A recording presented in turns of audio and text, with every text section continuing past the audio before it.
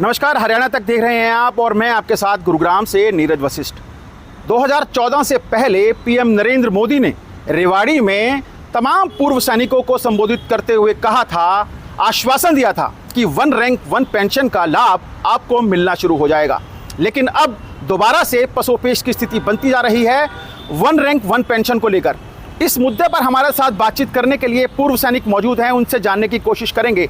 Sir, one rank one pension का मामला तो सॉल्व आउट हो गया था, क्या कुछ अब मुद्दा बचा है जिसको लेकर आप प्रोटेस्ट करने की बात कर रहे हैं? नहीं, 2014 में वन रैंक वन पेंशन आया था, इट वाज क्वाइट गुड, वो सेटिस्फैक्ट्री था। 2019 में जो इसका रिवीजन होना था 5 साल के बाद, उसमें बहुत बड़ी खामियां हैं।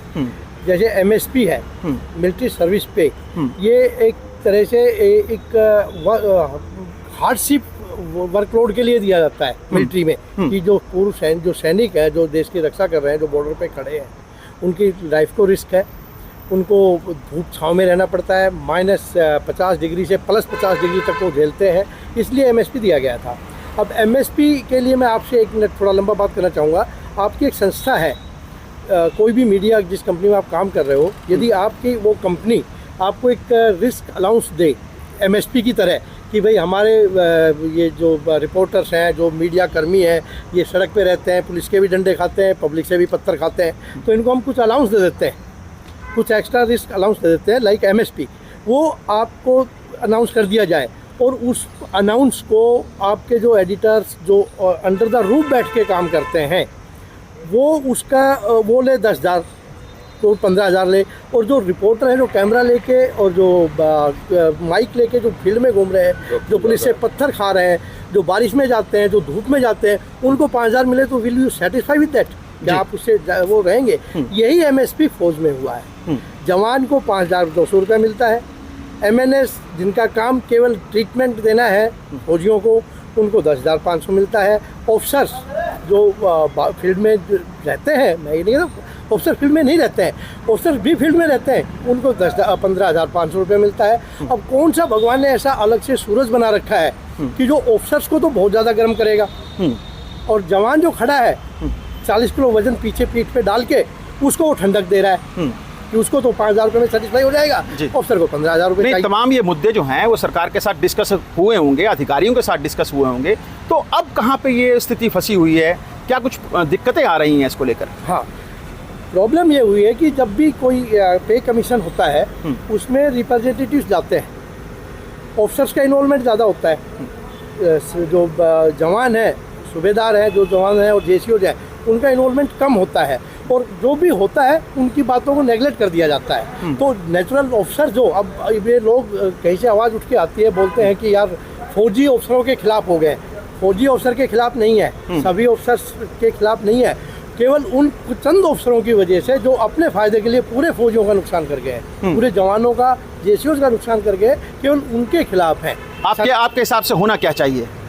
बराबर होना चाहिए, शुड बी अलाउंस है, ये तो एक अलाउंस है। आपको मैंने एक एग्जांपल दिया ना कि जो रिस्क फैक्टर आता है, रिस्क फैक्टर सबसे ज़्यादा कौन झेलता है? जी, जवान जो बॉर्डर पे खड़ा है, पैर उनके गलते हैं, जो बर्फ़ में खड़ा होता है। ये जो अपना हीट वेव्स उनको लगती है, जो जैसलमेर में राइफल लेके खड़ा है, तो उनको मिलना चाहिए कि नहीं मिलना चाहिए? जी, हमारी लड़ाई यही है कि सबको बराबर दो। इसमें अलाउंस में भेदभाव क्या? प्रकृति हो चाहे दुश्मन की गोली हो, जी, कोई ऑफिसर और जवान को देख के नहीं लगती है। प्रकृति की मार भी सबको बराबर पड़ती है, जो दुश्मन की गोली है वो भी सबको बराबर मारती है। वो ढूंढ के नहीं चलती कि ऑफिसर मैं इसको पहले मारूंगी। जी, जो बुलेट राइफल से निकल गई है वो सामने कौन है वो रैंक नहीं देखती है, वो आदमी का सीना छीनती है। और सीना जितने छलनी हुए ना, आप एवरेज निकालो ऑफिसर्स और जवानों के, जवान ज़्यादा शहीद होते हैं। तो ये तमाम मुद्दे थे जिनको लेकर सांकेतिक भूख हड़ताल पर जाने वाले हैं तमाम जो हरियाणा के पूर्व सैनिक हैं या देश भर के पूर्व सैनिक हैं। क्यों ना बताइए सर भूख हड़ताल पर जाने? जी, मैं एडवोकेट शीशराम यादव, अखिल भारतीय पूर्व सैनिक विकास परिषद का मैं स्टेट प्रेसिडेंट हरियाणा हूँ और हमारी वेटरन एयर वॉरियर एसोसिएशन उसका मैं डिस्ट्रिक्ट प्रेसिडेंट। जी, हम लोग 20 फरवरी से धरने पे बैठे रहे, आज 132वां दिन चल रहा है। कल हमारी भूख हड़ताल है, पूरे देश में जितने भी डिस्ट्रिक्ट हेडक्वार्टर हैं वहाँ पे हैं, पूर्व सैनिक हड़ताल करेंगे, भूख हड़ताल 10 से 4 बजे के बीच में। और हमारा सारा प्रोग्राम शांतिपूर्ण रहेगा। बिल्कुल हम नियम से कायदे से करेंगे, कोई भी ऐसा कार्य नहीं करेंगे, कोई भी कानून हाथ में नहीं लेंगे, जो डिस्ट्रिक्ट एडमिनिस्ट्रेशन हमें अलाउ कराएगी उसके हिसाब से चलेंगे। अब मैं थोड़ा आपको OROP की बैकग्राउंड बताता हूँ। मैं ये जानना चाहता हूँ आपसे, वन रैंक वन पेंशन है क्या? 2014 में जो आपने मांगे रखी थी, क्या वो मांगे पूरी हो चुकी हैं? और अगर वो पूरी हो चुकी हैं तो अब कहाँ दिक्कत आ रही है? जी, जो रेवाड़ी में रैली थी मोदी जी की, बड़ी ही ऐतिहासिक रैली थी, उतनी शायद भीड़ अभी तक नहीं जुटी होगी। और उनने आश्वस्त किया था कि पूर्व सैनिकों को वन रैंक वन पेंशन दिया जाएगा। ये मुद्दा 1974 से पेंडिंग था। कुछ हद तक, ये नहीं है किया, बहुत हद तक रिजोल्व कर दिया गया है। पारिकर साहब थे रक्षा मंत्री, जेटली जी भी कमेटी में थे, और हमारे कुछ पूर्व सैनिक थे। और OROP 1 जो हमें दिया गया 2014 से इफेक्टिव था, वो ठीक था। 5 साल बाद रिवीजन होना था 2019 से, 1 जुलाई 19 से। उसकी केवल OROP 2 की अब आई है, उसके अंदर खामियां हैं अभी। क्या कुछ खामियां हैं? खामियां क्या है? पहले प्रीमैच्योर था, उनको OROP 1 दिया गया। प्रीमैच्योर, मान लो आप कहीं जॉब कर रहे हाँ हैं डिफेंस में, और आप रिटायरमेंट आ रहे हैं जून एंड में या जुलाई एंड में, उससे 1 महीना पहले आपका कहीं गवर्नमेंट में जॉब लग गया, सरकारी में, बैंक में, कहीं भी, तो वो आपको डिपार्टमेंट NOC देता है, नो ऑब्जेक्शन सर्टिफिकेट, आप ज्वाइन कर सकते हो। तो वो NOC लेके वो बाहर 1 महीना पहले ज्वाइन कर लिया। 30 साल नौकरी की, 1 महीना पहले आ गया। अभी क्या, उसको प्रीमैच्योर की डेफिनेशन डाल दी। OROP 1 तो मिला, अब OROP 2 में उनको फायदा नहीं मिला जी। तो ये चीज़ किसी को दे के विड्रॉ करना तो और ज़्यादा दुखद हो जाती है। या तो पहले ही नहीं देते तो उनको संतुष्टि नहीं मिला, अब एक बार तो दे दिया, और ये 5 साल बाद इस बार उसको विड्रॉ कर लिया। वन रैंक वन पेंशन है क्या? हमारे दर्शकों को जरा समझाने की कोशिश जी, करें। इसका मैं बताता हूँ। 1971 की लड़ाई हुई थी जी, और उसमें बांग्लादेश का आज़ादी मिली, पूरी पाकिस्तान को हराया, और अब उनके 93,000 सैनिकों को सरेंडर करवाया। और उसके बाद फिर उस टाइम में जवानों को, जो फौज में, आर्मी नेवी नहीं, फौज में जो जवान हैं, उनको जवान बनाने रखने के लिए, यंग फोर्स रखने के लिए एक पर्टिकुलर टाइम के बाद भेज दिया जाता है। कोई भी जवान 18-19 साल की भर्ती होता है और 15 से 16 साल नौकरी करके उसको भेज दिया जाता है, तो उसकी उम्र 32 से 33 साल होती है। पहले ये पेंशन 70 से 75% होती थी जवानों की जी। फिर ये 1973 में ये पेंशन घटा के 50% कर दी। और जो सिविल में एम्प्लॉइज थे उनकी शायद 30 या 35 थी, उनको 45 के करीब या 50 पे ले आए। उधर का बजट इधर ऐड कर दिया।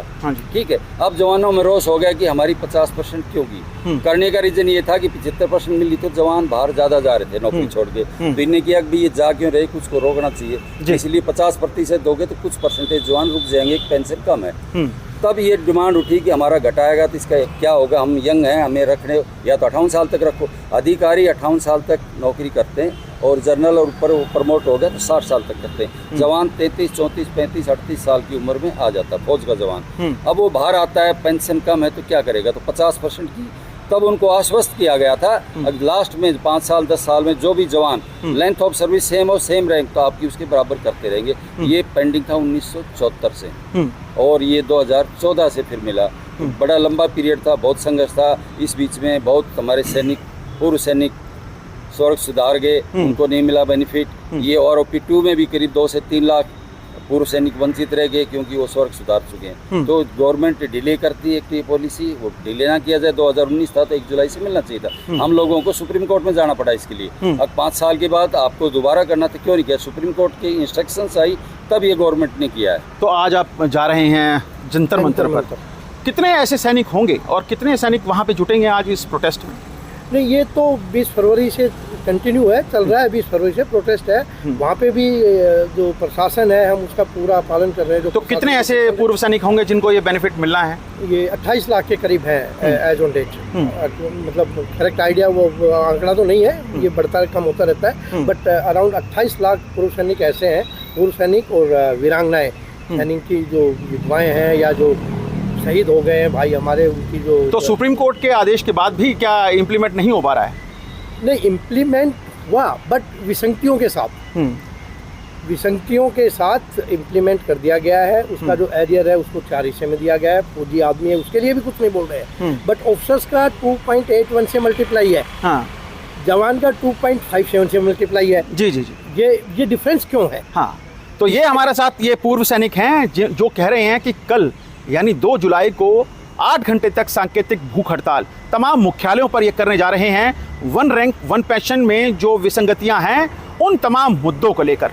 कैमरामैन जितेंद्र शर्मा के साथ नीरज वशिष्ठ, गुरुग्राम, हरियाणा तक।